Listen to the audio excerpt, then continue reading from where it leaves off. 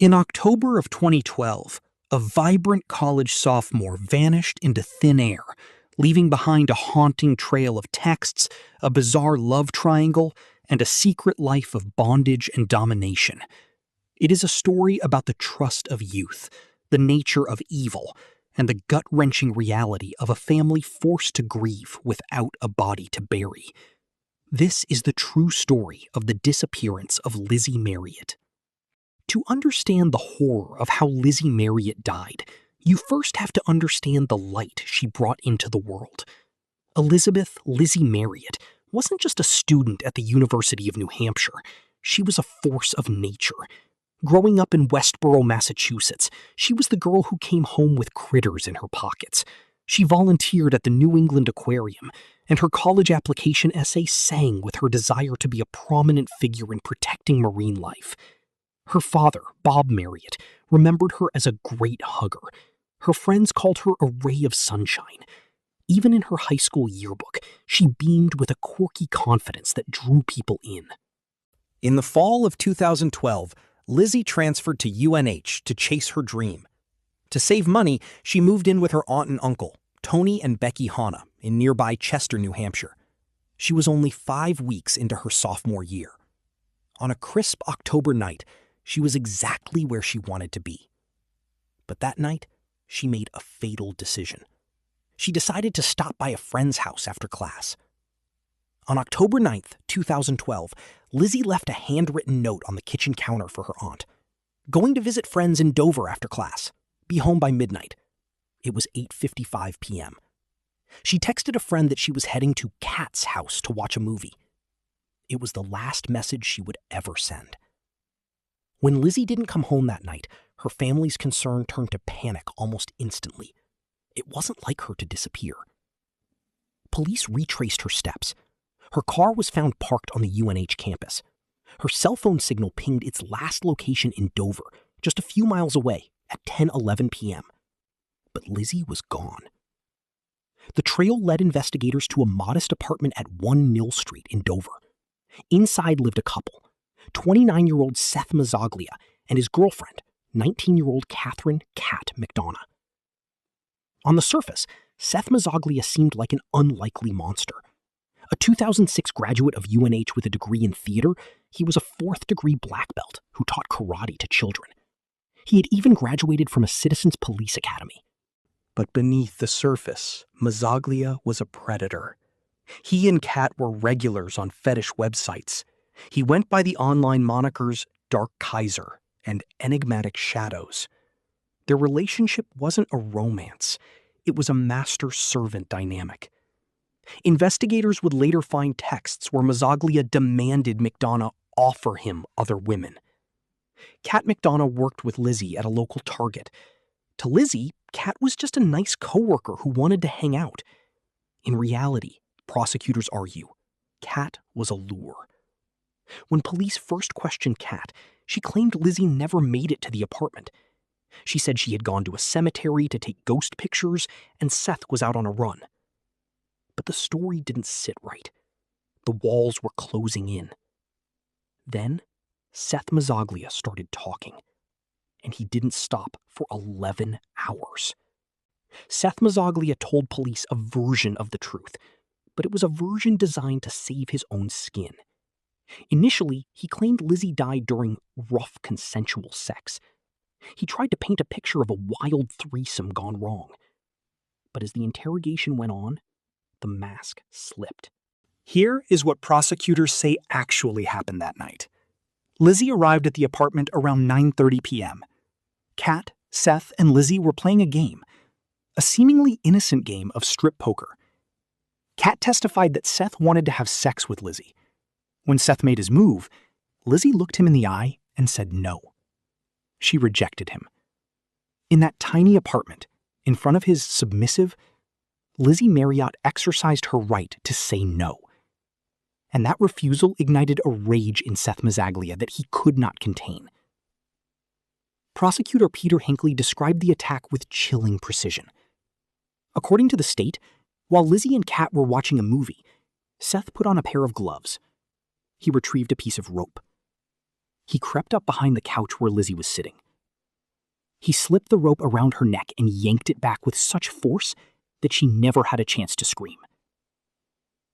Kat McDonough testified that she watched in horror as Seth strangled Lizzie.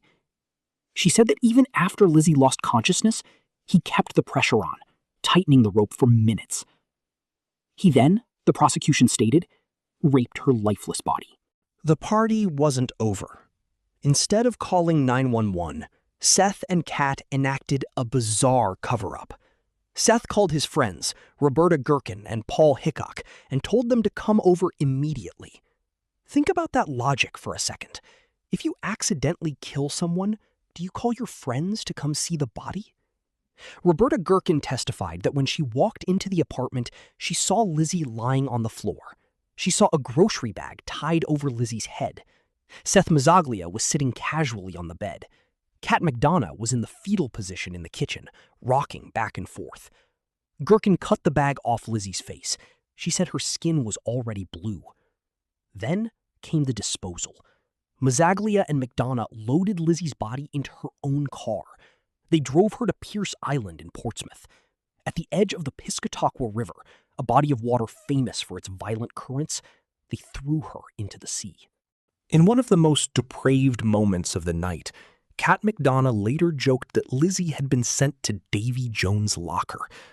On October 13, 2012, just 4 days after Lizzie went to that apartment, Seth Mazzaglia was arrested. But the case was far from simple. The body was gone, lost forever in the Atlantic. The trial, which began in May 2014, revolved around the credibility of a liar. Kat McDonough took a plea deal.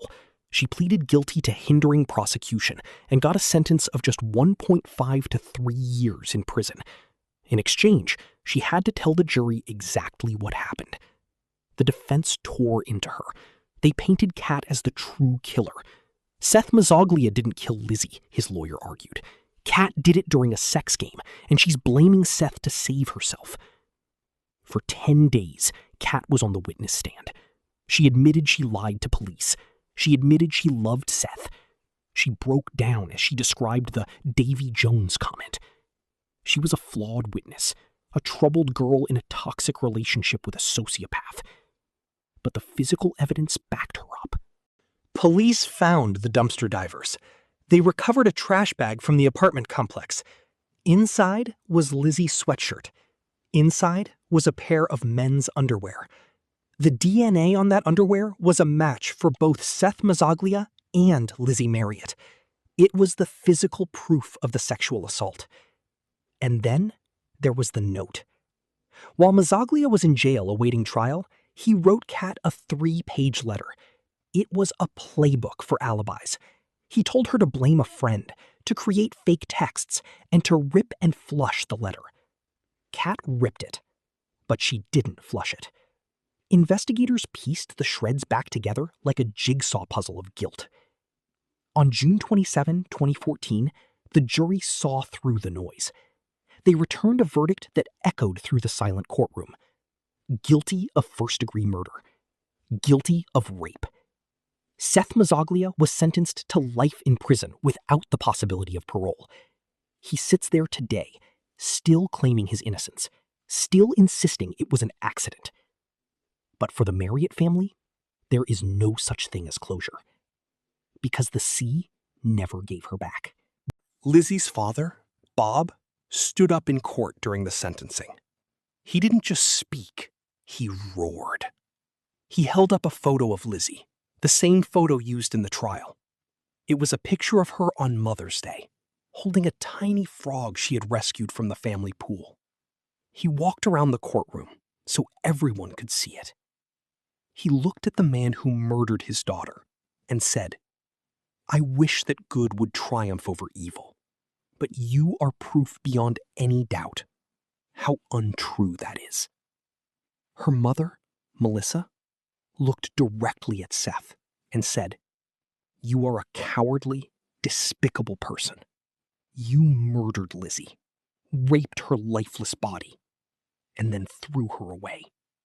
Because Lizzie had the self-confidence to say no to you. Lizzie Marriott was not a participant in a risky sex game. She was a 19-year-old girl who wanted to study whales. She was a daughter who left a note on the counter so her aunt wouldn't worry. She was a light. And while the ocean has kept her body, it has never silenced her voice.